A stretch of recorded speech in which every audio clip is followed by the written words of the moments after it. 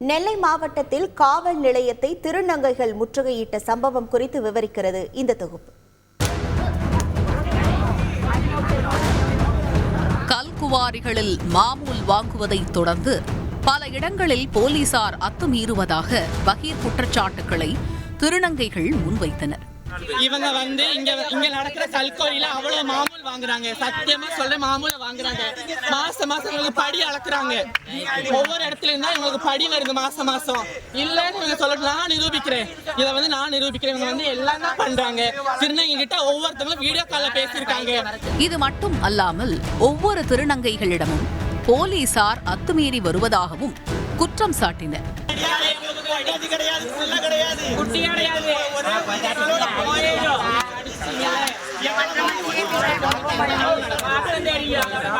எங்கே நடந்த போராட்டம் இது?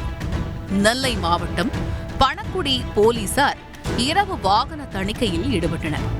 அப்போது 4 வழிச்சாலையில் இருசக்கர வாகனங்களில் செல்வோரை பாலியல் தொழிலுக்கு அழைத்து திருநங்கைகள் பல்வேறு அத்துமீறலில் ஈடுபடுவதாக அடிக்கடி போலீசாருக்கு புகார்கள் வந்தன.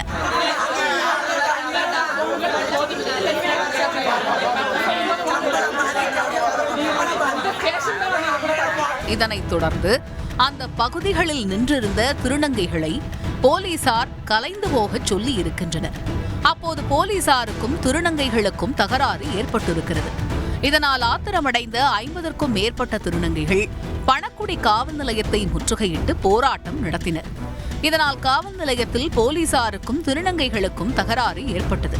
மேலும் திருநங்கைகள் காவல் நிலையத்தில் உள்ள பொருட்களை அடித்து உடைத்து சேதப்படுத்தியதாக கூறப்படுகிறது. இதனால் ஆத்திரமடைந்த போலீசார் திருநங்கைகள் மீது லத்தி சார்ஜ் செய்ததால் திருநங்கைகள் சிதறி ஓடினர்.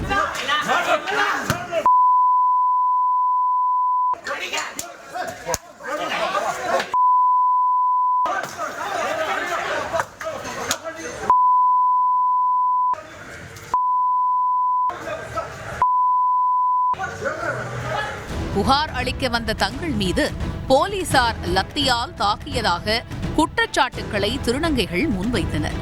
இந்த சம்பவம் தொடர்பாக காவல்துறை அதிகாரிகள் விசாரணை நடத்தி வருகின்றனர். செய்திகளை உடனுக்குடன் தெரிந்து கொள்ள உடனே சப்ஸ்கிரைப் பண்ணுங்க.